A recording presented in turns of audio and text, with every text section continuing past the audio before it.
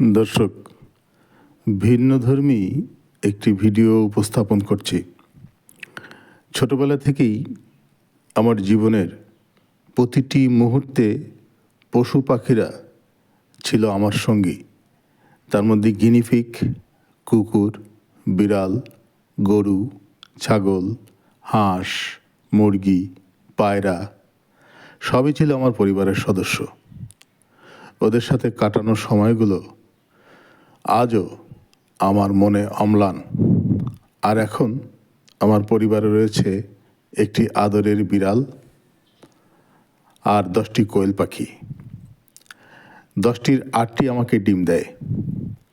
এই ডিম শুধু খাবারই নয়, আমি মনে করি আমার প্রতি ওদের ভালোবাসা, যা আমাকে আনন্দ দেয়।